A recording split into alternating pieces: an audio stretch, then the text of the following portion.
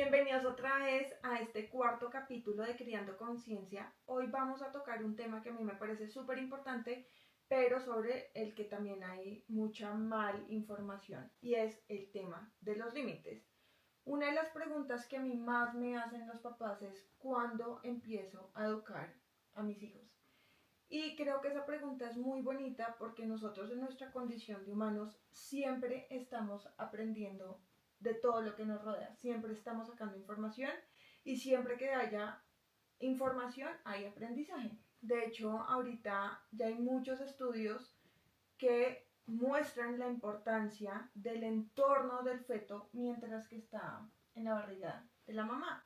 Hay una historia que a mí me marcó muchísimo, y es que durante la Segunda Guerra Mundial los nazis bloquearon una parte de Holanda y fue un invierno terrible, y las mujeres que están embarazadas dejaron de tener acceso a los alimentos que comían. Claro. Con regularidad. Cuando liberaron Holanda, las mamás empezaron a consumir otra vez los alimentos, pero los fetos ya habían adaptado todo su cuerpo para no necesitar tanto alimento, porque el cuerpo se adapta para sobrevivir.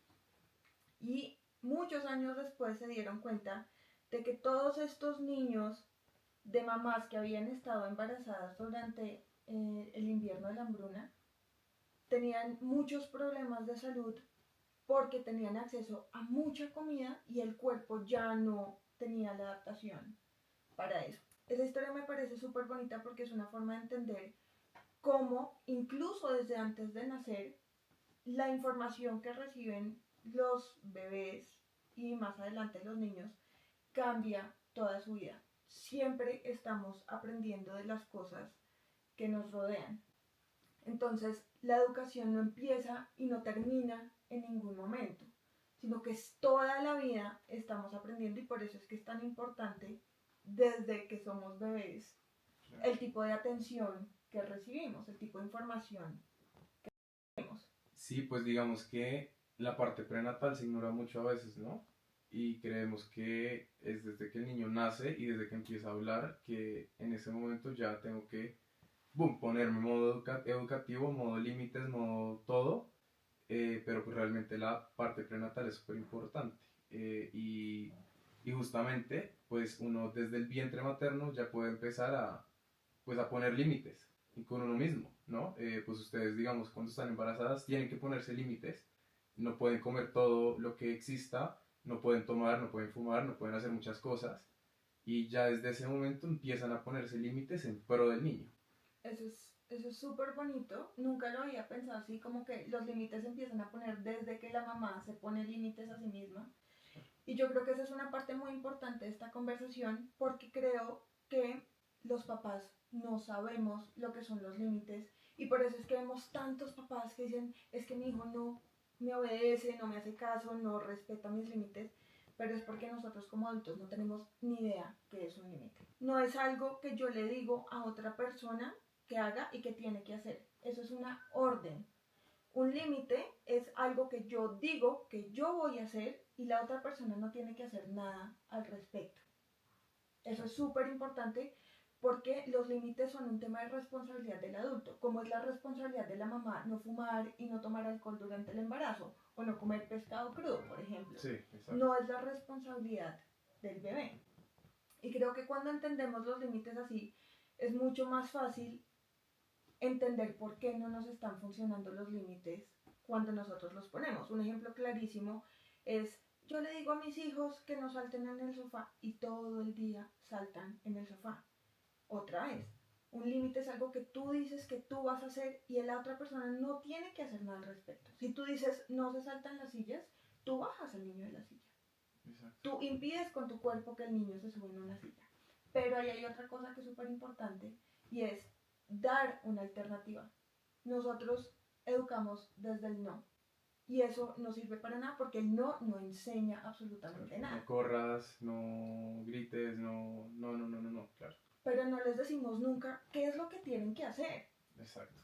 Entonces, Total. creo que ese es uno de los problemas por los que nuestras estrategias de crianza no sirven, y es porque no son efectivas. Claro, pues digamos, pues en el colegio creo que cualquier educador ahí que nos escuche va a identificarse con la idea del no correr, ¿no? Cuando salen del salón, no corran, bla, pues la verdad, si uno cambia el lenguaje, uno les dice a los niños como en vez de no corran, les dice vamos a ir caminando, o incluso vamos a ir caminando como animales, vamos a ir caminando como ratones, como tigres, lo que sea, como que cambia el chip completamente y es exactamente lo mismo, o sea, el niño entiende incluso mejor cuando tú le dices vamos a ir caminando que si tú le dijeras no vamos a correr. Y eso ni siquiera es de los niños, esa es una parte muy importante de cómo funcionamos como humanos. Y es, si yo te digo, no pienses en un hipopótamo amarillo. Sí, sí, Tengas lo tengo la en mi edad que cabeza. tengas, te lo imaginas. Ahí está. Porque el cerebro no puede procesar el no. Entonces lo que hacemos realmente en esos momentos es, sin querer, darles la instrucción del opuesto que nosotros queremos. Claro. El cerebro humano suprime el no porque es imposible imaginarse un no en cuanto a una acción. Claro. Y entonces les queda la imagen en el cerebro y es como si los estuviéramos dirigiendo a hacer aquello que no queremos que hagan. Claro, se genera como una necesidad de hacer eso que tú le estás diciendo que no haga porque es como, wow, me Les acabas de dar una gran idea. Planteando la idea, exacto. Sí. Es como, exacto, es wow. Plantearles la idea. Me dices en que la no cabeza. corra, uy, me diste muchas ganas de correr. Exacto. Sí, total. Entonces creo que también con los límites hay ese problema que es el problema que hablamos ahorita, que es de la responsabilidad. Los papás pensamos que decir las cosas significa que los niños las van a cumplir, pero no entendemos que la responsabilidad del límite es que nosotros hagamos cumplir el límite. Claro, y va un poco relacionado a las funciones ejecutivas, que los que no sepan qué son, la manera que más chévere de, como para mí entenderlo, es que las funciones ejecutivas son como esas frenos de mano del cerebro que nos separan mucho de tener un comportamiento meramente instintivo. Entonces, lo que hace que yo en este momento no me pare y no salga corriendo por la casa como un loco, pues es que tengo unas funciones ejecutivas que me dicen, estás en un contexto y estás en un lugar, no puedes hacer algo que, pues, como que no va acorde al sitio. Y con los límites, pues justamente los niños están trabajando sus funciones ejecutivas, las están consolidando. De hecho, creo que es a los 23 años, si no estoy mal, que uno termina de consolidarlas. Los últimos estudios están en que ya es entre los 25 y los 28 años que esa parte del cerebro se termina de desarrollar. Entonces, claro, también tenemos que ser consecuentes con las cosas que le pedimos a los niños, que yo creo que es una parte muy importante también del entendimiento de los límites, y es cuando entendemos por qué nuestros hijos no nos hacen caso, muchas veces es porque no nos pueden hacer caso. Claro. El cerebro, los primeros 3 años, reacciona primariamente desde la parte del cerebro que se encarga de la supervivencia. Alrededor de los 4 años, como cuando ya dominan el lenguaje, se pasa a la parte emocional, entonces empezamos a responder desde ahí. Por eso es que el niño empieza, no te invito a mi fiesta de cumpleaños, prefiero sí. a mi papá, porque su cerebro empieza a responder desde esa parte. Y no significa que no puedan racionar o que no puedan hacer estos procesos, pero cuando nosotros entendemos que hasta los 25 años el cerebro domina esas herramientas, entre comillas, como que ya se termina de cablear esa parte del cerebro, pues entonces ya podemos entender por qué a los niños les cuesta tanto trabajo cuando nosotros somos racionales, claro, porque para ellos es tan difícil, y yo oigo muchos adultos que dicen, es que ya tiene 6 años, él ya sabe, pues de pronto en una parte sí, claro, pero tiene otras partes que todavía dominan mucho el comportamiento de esos niños. Cuando nosotros les decimos a los niños que no, los estamos penalizando, pero no los estamos ayudando a mejorar su comportamiento, claro, que es un problema que tienen los límites. Carlos González, que a mí me fascina, tenía un ejemplo en una conferencia que dio, que era cuando, supongamos que a un adulto le recetan una prescripción médica, y son unos medicamentos súper peligrosos que si se toma el niño se puede morir. La botella de medicamentos dice no dejar al alcance de los niños, ¿sí? Entonces supongamos que yo soy el papá y yo le digo, mira hijo, puede tener 7 años, no importa, claro, casos se han visto además. Sí, total. De 7, de 12 años, mira hijo, estas pastillas son súper peligrosas, si te las comes te puedes morir, pero las dejo ahí en la mesa. Cuando ese niño, si es que ese niño se toma esas pastillas, cuando uno llega al médico, el doctor no dice, no, qué niño tan irresponsable, tan grosero, tan malcriado que no le hizo caso al papá. La culpa es del papá porque dejó los medicamentos al alcance de los niños. La botella dice, no dejar al alcance de los niños. Sí, No dice, explícito. convencer a tu hijo de que son peligrosas para la salud. Sí, siéntate 10 horas y habla con él y explícale por qué no debe comérselas. No, es muy práctico. Exacto. No lo deje fácil. Exacto. Entonces creo que ese ejemplo es súper bonito porque es súper sencillo de entender. Yo no tengo que dejar la responsabilidad para los niños en cuanto a los límites. La responsabilidad de que se cumplen es mía. De la misma manera en que si voy a salir al parqueadero, yo no le digo a mi hija, es importante que me cojas la mano. Se la cojo y punto. Claro. Porque el niño puede salir corriendo en cualquier momento.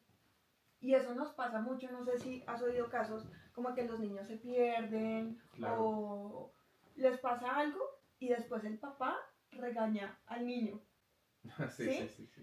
Y yo entiendo mucho esa sensación porque a mí también me ha pasado como que pasan cosas y yo me pongo de mal genio con los niños, pero realmente ese mal genio no es porque el niño hizo algo que no tenía que hacer, es porque nosotros fallamos a nuestra responsabilidad de lo que teníamos que hacer. Claro, a veces vemos a los niños como mini adultos y se nos olvida que son niños. O sea, si tú le explicas por qué hay que coger la mano, pues, o sea, muy chévere de tu parte, pero es un niño. El man va a actuar por instinto en muchas formas y si le dio por correr, va a correr. Y volvemos al tema de las funciones ejecutivas. Nosotros somos sus funciones ejecutivas mientras que ellos las van desarrollando y las van trabajando. Si ellos no son capaces de poner el límite y de razonar y decir, oiga, si de pronto si corro me pierdo, pues es nuestro trabajo justamente ser ese freno de mano que ellos todavía no tienen desarrollado. Y creo que eso es una parte muy, muy bonita de la educación, que creo que ya lo habíamos hablado, y es por una razón la mayoría de edad en la mayoría de los países es de 21 años. Claro. ¿Sí? Nosotros podemos decir, es que ya estás suficientemente grande, ya deberías saber. Si ya deberías saber a los 5 años, entonces, ¿por qué para tantas cosas tan importantes no les damos ese beneficio de la duda? Decimos, claro, no, es que tiene 21 años, hasta los 18 pueden tomar alcohol, hasta los 18 pueden votar, que son decisiones que son muy importantes y justamente tenemos que respetar ese proceso por el que atraviesan los niños. No podemos esperar justamente que se comporten como adultos, porque además yo conozco muchos adultos que todavía tienen problemas en su ejecución y en su toma de decisiones. Nosotros somos demasiado severos con los niños y si nosotros como adultos a veces todavía nos equivocamos, todavía tomamos decisiones inadecuadas, pues lo que tenemos que aprender es ayudar a los niños a hacerlo mejor y asumir nuestra responsabilidad. Claro, y yo creo que esto nos lleva a una pregunta que es importante y es por qué los límites son importantes, o sea, por qué pongo límites en primer lugar y a partir de lo que hemos hablado, pues por seguridad, o sea, porque no hay nada, de verdad, no hay nada que haga a un niño sentir más inseguro que un entorno donde no tenga límites. Si un niño no siente, no ve límites, no se da cuenta de que, oiga, el adulto no me está poniendo límites, pues yo también me voy a enloquecer para ver si me los pone porque me siento muy inseguro. Y es justamente como, si yo pongo un límite, en verdad es como, ese niño está diciendo, wow, ok, en este lugar me respetan. Así el niño en el momento le sepa a Cacho que le pongas el límite, le sepa a Cacho que toca, a que se acabó el tiempo del recreo, que se acabó el tiempo de estar en el parque. Ese niño en el fondo de su corazón está diciendo gracias porque me estás haciendo sentir seguro. Con respecto a eso, hay una cosa que a mí me parece súper importante y es ¿para qué son los límites? Que es la pregunta que tú acabas de responder. Nosotros como adultos pensamos que un límite es decirle a un niño como que damos instrucciones que realmente no son importantes. Creemos que un límite es decirle al niño no cojas el control, ¿sí? Del televisor. Pero los límites son solo para garantizar la seguridad. Un límite no es decirle al niño lo que yo quiero que haga y esperar que no lo haga. Así sea como no juegues con el celular. Eso no es un límite. Los límites están directamente relacionados con mantener la seguridad del niño, de las personas y del entorno. Pero ya cuando tenemos la conciencia de eso, de que los límites son para garantizar la seguridad, creo que es más fácil entender lo que hablábamos hace un rato, y es porque nuestros límites no son eficientes. Y con respecto a lo que hablábamos al principio también, de cuándo se imponen estos límites, pues yo estoy seguro que si cuando los bebés de 6 meses empiezan a llevarse toda la boca, tú no lo dejas meterse una pepa de cristal, no lo dejas meter los dedos en el enchufe, todos esos ya son límites, y son límites que nosotros estamos aplicando desde toda la vida, porque tenemos que garantizar el bienestar de ese niño. Y creo que en esos ejemplos, cuando son más chiquitos, es cuando más claros tenemos lo que es un límite.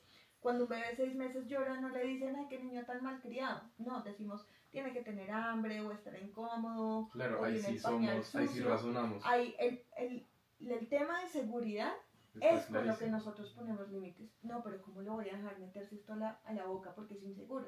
No, pero ¿cómo lo voy a dejar que le jale la cola al perro porque el perro lo puede morder?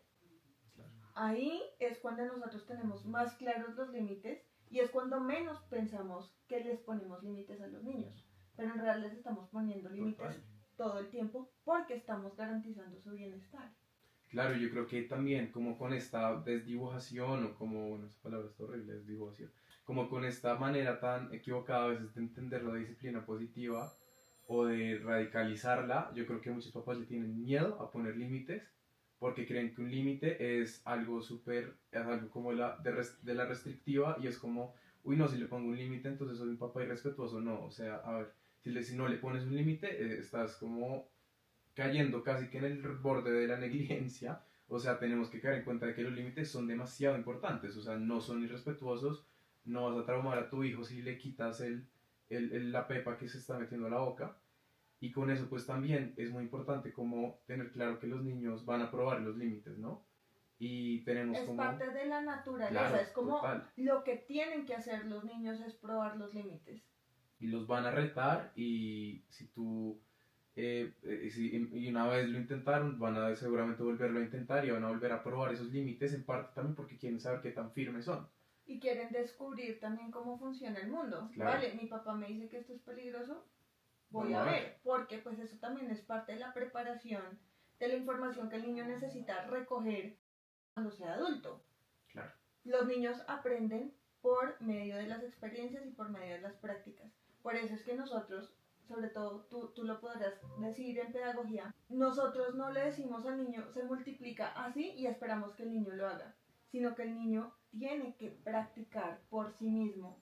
Y así funciona el conocimiento. Nosotros podemos explicarle a todo el mundo cómo funciona algo, pero en nuestra calidad de humanos necesitamos practicar, necesitamos probar por nosotros mismos para realmente integrar esa información.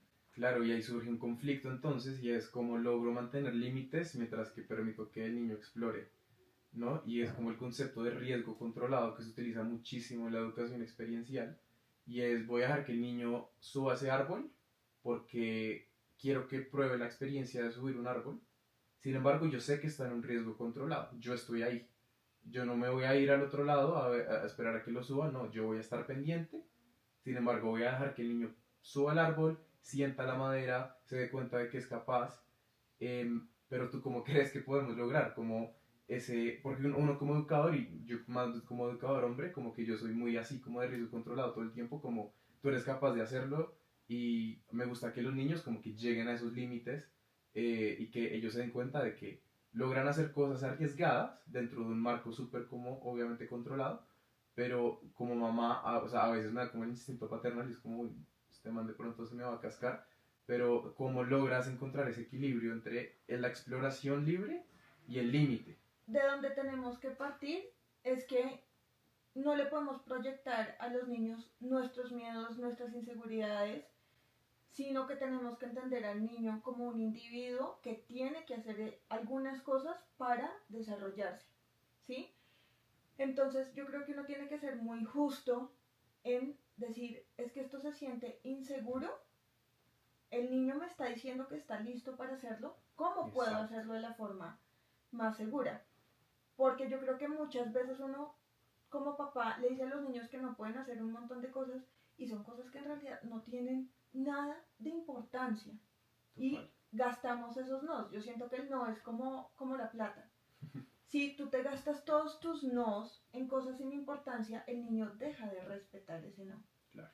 Entonces, en el momento en el que nosotros le tengamos que decir al niño, de verdad esto es un no porque puede ser peligroso, el niño va a decir, ok, pero me dejan hacer un montón de cosas, de pronto tiene razón.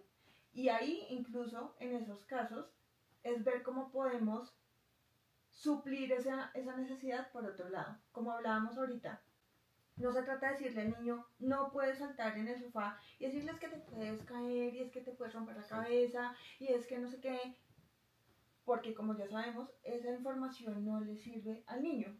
Es más de decir, ok, veo que necesitas un espacio para saltar, para jugar, te voy a construir un espacio Exacto. donde sea seguro hacer todas esas cosas. En los parques igual los niños se van a caer, pero si nosotros nunca dejamos que los niños tengan esas experiencias dentro de lo seguro, no estoy diciendo que tenemos que empujarlos de la cima de la montaña para que experimenten esas cosas, Sí, exacto. pero tenemos que confiar también en que hay experiencias que son positivas para los niños. Por eso, yo no sé si tú has visto un video que están como en un campamento unos papás con unos hijos y están todos los niños en una carpa. Y una mamá le dice al primer niño, cuando salgas, ten cuidado porque la carpa tiene un pedacito de tela y te puedes caer. Se cae el primer niño. El niño que viene detrás lo ve caer, pero de todas maneras se cae. Y esto pasa como con una fila de 5 o 6 niños y los últimos ya saben que el pedazo de tela está ahí, ya saben que se van a caer, incluso casi que son intencionales con la caída, pero ese ejemplo de ese video que lo pueden buscar porque se volvió súper popular en todas partes, es una forma en la que los niños aprenden. El último niño sabe que ese pedazo de tela está ahí, sabe que se va a caer y aún así se cae porque es su manera de aprender que ese pedazo de tela está ahí, que tiene que ser cuidadoso con su paso. Ahí los niños están aprendiendo un montón de cosas. Entonces, más que quitarles los espacios o decirles que no pueden hacer, es cómo puedo convertir esta experiencia en una experiencia segura. Exacto. Y estando presentes, o sea, siento que alguien me decía que el 59% de la educación es estar presente y el resto pues ya son procesos. Pero si no está presente, creo que todo eso cobra sentido, como yo puedo darme cuenta de que estás en una situación de riesgo controlado, voy a dejar que vivas la experiencia y tú después me vas a decir cómo te fue, pero estás en un lugar seguro, ¿no? Y estás en un lugar donde estás cuidado, como dejar que el niño suba las escaleras solo y yo lo voy vigilando y yo voy pendiente y de golpe se va a caer y seguramente se va a tropezar y va a aprender de ese tropiezo, pero sé que no le va a pasar nada grave porque yo estoy ahí encima. Y eso a mí me parece que nosotros como papás, cuando estamos hablando de límites, tenemos una tendencia a castigar al niño. Entonces, por ejemplo, si le decimos al niño que no puede saltar en el sofá y por la razón que sea no pudimos estar pendientes, no pudimos garantizar ese límite y el niño se cae, ¿sí ve? Por eso es que yo le decía que usted no se puede subir al sofá, si me hubiera hecho caso desde el principio, porque sentimos la necesidad de seguir afectando al niño cuando le han pasado esas cosas. Ya sabemos que el niño está aprendiendo, el niño no está haciendo esas cosas porque sea malo. Exacto. Y cuando nosotros nos ponemos, digamos que los lentes de amor, que se usa mucho esa figura en las crianzas conscientes, es, vale, de pronto yo no fui lo suficientemente asertiva con mi límite, no estuve ahí para impedir que el niño subiera, no estuve ahí para darle alternativas, y ahora que ya se cayó, el niño ya aprendió la lección. Incluso muchas veces puede que se suba al sofá y se caiga y dentro de 2 semanas lo vamos a volver a ver en el sofá. Por lo mismo que hablábamos ahorita, los niños necesitan práctica y necesitan repetición para poder apropiarse de la información. Nosotros, así como le enseñamos a los niños a leer 1000 días revisando 1000 días se necesitan de todas formas para que el niño aprenda a mantenerse seguro, como esas cosas de bienestar general. No es para la academia, sí necesitan mucha repetición, pero Si yo ya les digo una sola vez que es que no pueden saltar en el sofá, esa una sola vez tiene que Sí, ser total. suficiente. Que siento que es una injusticia que cometemos muchos los papás en la crianza. Y es, no, pero es que es un proceso. Yo no le muestro a mis hijos cómo amarrarse los zapatos y les digo al día siguiente, yo ya te enseñé a amarrarte los zapatos, no me quieres hacer caso. No, pero si se suben y se caen, ahí sí les digo eso. Y siento que en ese sentido somos muy injustos a veces como papás, que creemos que solo porque nosotros no tenemos la paciencia ni la disposición para inculcarles el aprendizaje real, significa que los niños nos están afectando a nosotros, o que están siendo malos, o que están siendo manipuladores o malcriados. Total, y ahí también es importante como esto también llevarlo como a otros niveles, ¿no? Como están los límites para la seguridad más inmediata, pero también los límites para la convivencia. Entonces, bueno, tú tienes 2 hijos, pero digamos en un aula con 20 niños uno se da cuenta de que los límites son esenciales para la supervivencia de todos, y es muy importante dejar claro como los no negociables. Aquí no se hace bullying, aquí no se molesta, ¿cierto? Y al dejar claras las expectativas, pues yo creo que también ahí se van construyendo ese tipo de límites y ahí siempre hacemos algo que a mí me encanta, que se llama un CBT, que es un contrato de valor total, que sirve mucho incluso para las familias, o sea, nunca lo he visto que se aplique en familias, pero puede funcionar mucho y es un contrato, no son reglas, no es que yo llego como adulto y te impongo las reglas y te digo, estas son las reglas de la clase y esto se hace y esto no se hace, sino que es un proceso constructivo entre todos. Entonces todos construimos este contrato. Entonces, ¿qué queremos que pase? ¿Qué queremos que no pase entre todos? Entonces yo doy ideas, los niños dan ideas, entonces dicen que no, no sé, que no me quiten mi cartuchera, listo. Entonces escribe todo eso en un papel, y al final todos lo firman, todos nos comprometemos y lo firmamos y lo dejamos pegado. Y eso es una manera también de dejar límites que ellos mismos proponen, de hacerlos respetar, porque al estar colgados todo el tiempo sirve como referente visual de, hey, ¿se acuerdan de esto que firmamos? Y, y digamos que es una manera también de co-construir los límites con ellos. Y se ha probado además científicamente que cuando los niños participan en la formación de sus propios límites, son más propensos a cooperar con el seguimiento de esos límites, porque de alguna manera ellos ya con ese, me parece que esto es importante, lo empiezan a procesar. Claro, Aleja, ¿qué pasa cuando un niño rompe un límite que ya estaba establecido y lo rompe, y yo cómo logro trabajar, digamos, ahí esa situación de disciplina? Les voy a poner un ejemplo con un no límite, pero siento que les va a servir mucho. Por ejemplo, supongamos que el acuerdo al que llegamos o la instrucción que yo les di fue que siempre tienen que poner su ropa en el canasto de la ropa sucia. Y no lo hacen, y no lo hacen, y no lo hacen, y no lo hacen, y siguen rompiendo. Ya aclaramos que eso no es un límite, es una orden, pero en un caso de un Claro, límite es que es funciona importante igual. diferenciar qué es una orden que te estoy diciendo que hagas sí o sí y qué es un límite. Entonces yo creo que ahí, como funcionarían los límites, la pregunta no es, Alejandra, mi hijo no me está haciendo caso, ¿qué puedo hacer para que me haga caso? Sino, ¿por qué no me está haciendo caso?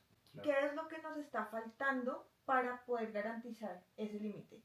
Como hablamos ahorita, en el parqueadero, yo no le digo a mi hija, hija, tienes que cogerme la mano y no puedes salir corriendo porque de pronto viene un carro y te atropella y te puedes morir. Sí. No le digo eso, simplemente le cojo la mano. Y eso me lleva a otro punto, que es, si se dan cuenta, para los límites realmente importantes nosotros no damos explicaciones. Claro. Yo no dejo que mi hijo Actuamos. se trague la pepa, se la quito. Ujú. Yo no dejo que mi hijo meta los dedos al enchufe, impido Claro, que meta los dedos al enchufe o bloqueo el enchufe o lo que sea. En el parqueadero simplemente le cojo la mano. Ahí no le doy explicaciones. Entonces, cuando un límite no se está cumpliendo, primero la responsabilidad es de uno, porque hay algo que uno no está haciendo, ¿sí? Entonces, más como de culpa es ¿qué puedo hacer para Claro. cumplir este límite de manera más eficiente? ¿Qué me está haciendo falta? Entonces, por ejemplo, en el caso de la ropa sucia, que ya sabemos que no es un límite, vuelvo y aclaro, pero es, ok, mi hijo siempre deja la ropa acá, porque es que acá se la quita porque se pone la pijama acá, entonces le pongo el canasto ahí. Claro. O busco estrategias que ayuden al niño a cooperar. Entonces sí creo que cuando nosotros le decimos a los niños que algo tiene que pasar y no está pasando, tenemos que verlo es como una oportunidad de trabajo en equipo, de aprendizaje, de mejora de situaciones, porque es que los niños, además, yo sé que esto les va a sonar loquísimo, pero los niños quieren obedecer, porque Total. los niños quieren estar en buenos términos con sus cuidadores. Por eso es que los niños también llaman la atención con malos comportamientos. Es una forma de decir como, Sí, hola, exacto. aquí estoy. Pero los niños realmente quieren cooperar. Yo estoy segura que todos ustedes lo han visto en su casa. Nosotros nos enfocamos en todo lo que no hacen. Pero si nosotros nos empezáramos a enfocar en las cosas que hacen, nos damos cuenta que el niño, por ejemplo, a propósito de que vimos el tema de pantallas el capítulo anterior, Sí, si algún día a mí me llaman y yo estoy hablando por teléfono en el cuarto, mis hijos me dicen, mamá, acuérdate que en el cuarto no hablamos por teléfono. ahí está. Los niños quieren seguir esos En las límites. aulas, en el salón, los que hacen valer las reglas son ellos. Ellos son los primeros justicieros en decir, hey, fulanito no está cumpliendo esto, o con uno mismo, como, hey, tú no puedes hacer esto, o acuérdate que lo del celular también en el salón es como cero celular, yo cero, ellos no pueden llevar celular, pero yo tampoco lo voy a usar porque por respeto, y si lo saco, son los primeros en, como una manada de lobos, en decirme, hey, aguarda esa cosa. Los Entonces, niños obviamente que quieren cooperar. aman y necesitan los límites. Los límites son una parte fundamental de una buena crianza. Pero eso también nos lleva a lo siguiente y es, de pronto cuando los límites no se están cumpliendo, uno no está siendo lo suficientemente eficiente, pero es una pista de que de pronto ese límite es innecesario. Ok, Pregúntate tú si ese límite que le pusimos al niño es importante, si es relevante, si es necesario.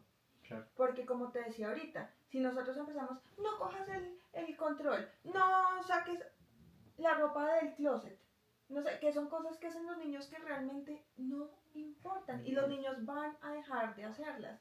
Que esta es una conversación para cuando tengamos el capítulo de los abuelos. Sí, Porque los abuelos dejan de hacer tantas cosas a sus nietos. Es porque se dieron cuenta que uno como papá pone muchos nos innecesarios. claro. Ellos tienen una visión de la crianza mucho más ligera, como Mucho más real. mucho más real y más menos como agobiada de información. Entonces ellos simplemente es, Ahorita, por ejemplo, yo lo veo con mis hijos, que es que no se mojen, que no se ensucien, que no se rieguen. ¿Y qué pasa? No pasa absolutamente nada. Se exacto, cambian de total, ropa y ya. total. Como que hay muchos límites, entre comillas, que nosotros ponemos, que son pérdidas de tiempo, que estamos gastando nuestra energía innecesariamente en decirle que no a los niños, y son cosas que no tienen absolutamente nada de malo. Que es que ya se ensuciaron y me toca cambiar. Pues ¿qué pasa? ¿Qué No pasa? pasa nada, no pasa Cuando los nada. niños, los papás recogen a los niños del colegio y están vueltos nada embarrados, yo les digo, mira, te entrego a tu hijo que hoy la pasó muy rico, la gozó, se gozó el recreo. Y claro, la tragedia, y que está roto, la camiseta mojada, ensuciada, es como no pasa nada, si se cambia de ropa, la pasó delicioso, gozó el recreo, se embarró, jugó fútbol. O sea, ¿cuál es el problema? Entonces creo que sí, eso es una cosa que hay que tener en cuenta y es cuando las cosas no salen como nosotros queremos que salgan, también vale la pena considerarlo hacia el otro lado y decir, bueno, de pronto esto es una bobada, de pronto me estoy aferrando a una cosa que soy yo de caprichosa, que quiero que mis hijos no sé qué, y en realidad no es tan importante, no pasa nada. Me encanta eso, y es como también ser muy económicos en cómo repartimos esos nos, como tú decías ahorita, como de verdad si vemos el no como una moneda, pues creo que podemos empezar a administrarla mejor y también identificar con qué me desgasto y con qué definitivamente no vale la pena desgastar. Por ejemplo, a mí me pasaba mucho con la silla del carro, que empezaban a patear la silla del carro y ni siquiera la mía, o sea, porque además a Fran no le llegan los pies todavía para patearme a mí, sino que empezaban como a patear y yo era, no pateen, no pateen, no pateen.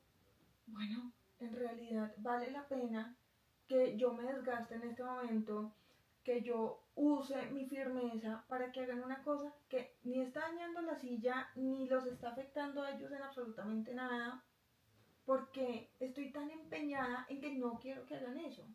Exacto. Es más un tema controlador mío, que no sé, me molesta el ruido, pero realmente no están haciendo nada que nos ponga en inseguridad o que afecte la seguridad del paseo en el carro. Soy yo de controladora y creo que los papás tenemos que aprender a admitir cuando estamos siendo irracionales. Total, y ahí le tengo un mensaje a mis colegas y es, o sea, hay niveles de ruido en el salón, obviamente, y uno nunca espera que el ruido se escale como a que esto sea un concierto de metal, pero, o sea, ¿cuál es el problema? Que los niños cuando están trabajando hablen, man, o sea, que hablen entre ellos, porque es que me ha pasado que llegan y es como, tiene que haber silencio absoluto, un grupo de 20 chinitos de 8 años, de 5 años, de 6 años, que están trabajando, dibujando juntos, pues, obvio van a hablar, y es como si uno les deja claro el nivel de ruido, el nivel de ruido que no puede, al que no se puede llegar, pero de ahí para abajo, o sea, ¿cuál es el problema de que hablen? Hablen mientras que están trabajando, compartan, que hay ruido en un salón, son niños, o sea, no son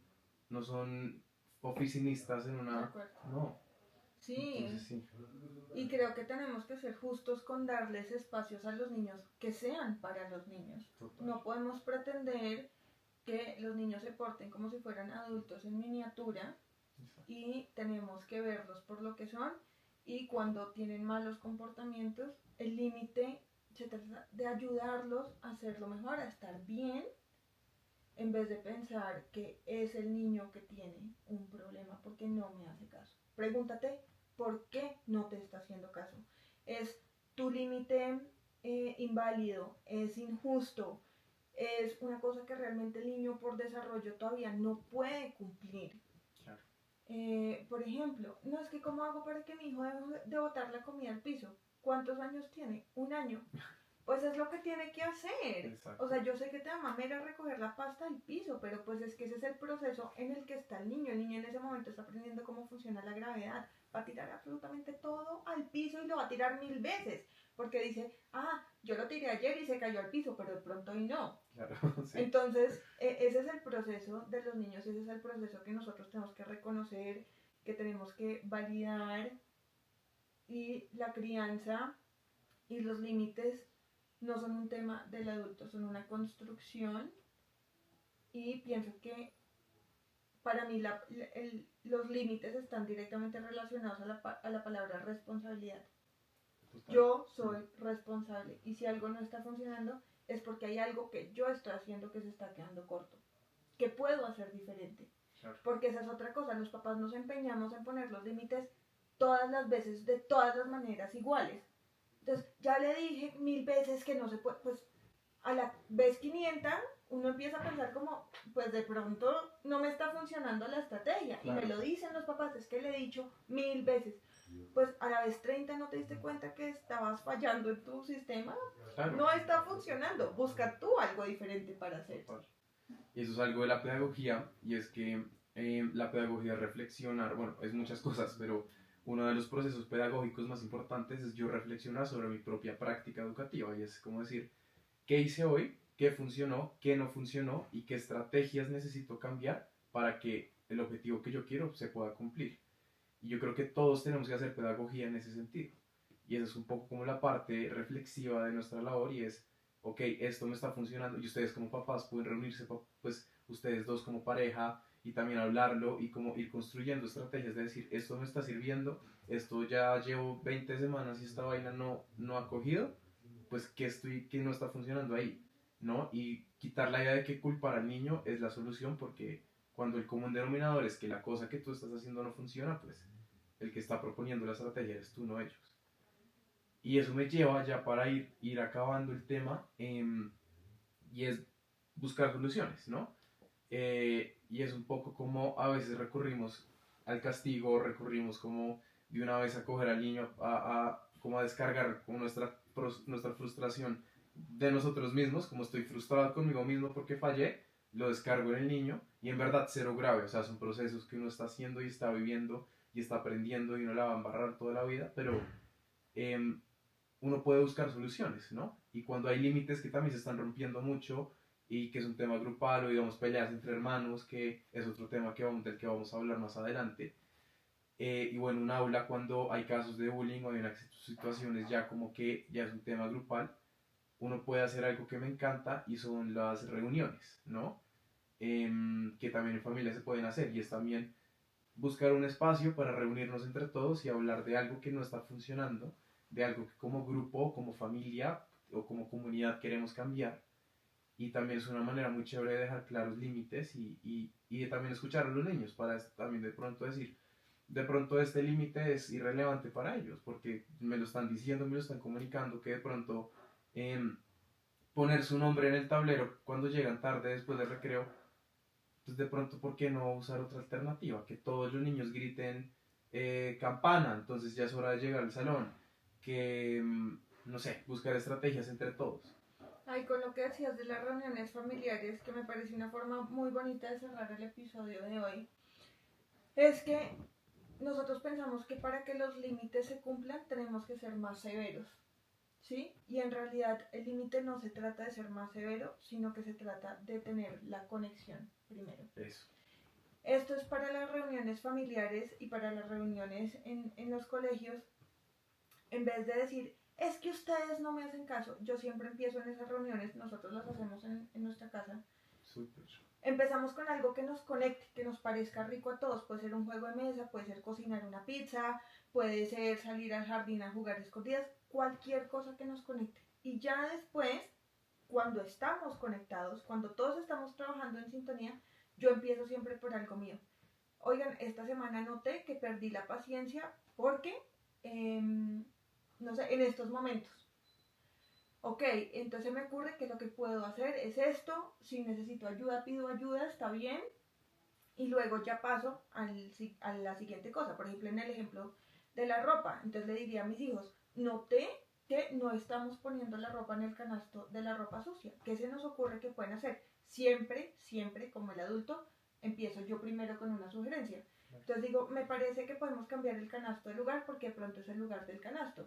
Y muchas veces los niños son los que dicen, no, no, no, eso no, lo que deberíamos hacer es esto. Y uno ahí va entendiendo qué es lo que le funciona a cada uno de los niños y uno trabaja en cooperación. Si hay un problema con los límites, si ustedes se sienten cansados de repetir las cosas, pregúntense todas estas cosas que nos hemos preguntado en este capítulo y luego pregúntense si le están poniendo suficiente prioridad primero a la conexión antes que al límite. El límite no es lo más importante. Yo cuando quedé embarazada yo le dije, ahora voy a tener a alguien a quien darle órdenes y que me va a obedecer y estoy segura que cuando tú entraste a la pedagogía me dijiste, ahora voy a tener 200 niños para mandar. El famoso control de grupo, que es completamente, se ha distorsionado mucho ese concepto de control de grupo, que es eso, que es como, más bien, estos son como yo soy el dueño de esta vaina y súbditos, y claro, no es la autoridad, pero exacto, uno tiene esa idea súper equivocada de que, soy el dictador del salón, o de los hijos, o de lo que sea. Sí, entonces, no sé, piensen en la emoción que tenían cuando se enteraron que iban a ser papás, cuando se enteraron que los contrataron en el colegio al que aplicaron, cuando se enteraron que iban a trabajar con niños en otros espacios. Ustedes dijeron, ¿es que voy a llegar a mandar? No, lo hacemos desde el amor. Entonces, Total. que eso sea lo que prime y no la obsesión con el control y con la obediencia. Total, sí, vuelvan a esa emoción inicial, vuelvan a ese sentimiento de ver esas caritas como expectantes que confían plenamente en nosotros, y eso es un tema importante acá también para cerrar, y es los niños confían extremadamente en nosotros, ciegamente en nosotros, o sea, confían absurdamente en nosotros para todo, y de verdad como que el nivel de confianza es absoluto.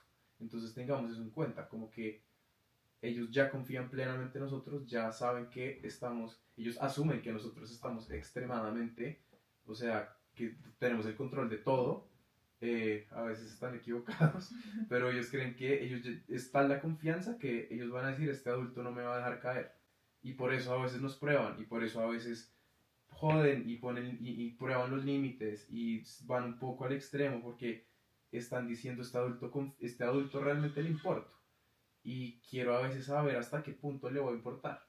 Entonces también tengamos en cuenta que nos confían mucho en nosotros. No desaprovechemos eso. Déjenos sus opiniones, sus comentarios. Historias. Historias, Cuéntenos sus sí. historias. Yo creo que eso podría ser una opción que podríamos hacer, como tener Total, episodios de historias. donde podamos hablar de situaciones De que casos. les hayan pasado, Eso. como puntuales. Entonces eso sería una buena opción. Si les parece interesante, déjenlo y nos vemos en un siguiente episodio de Criando a Conciencia.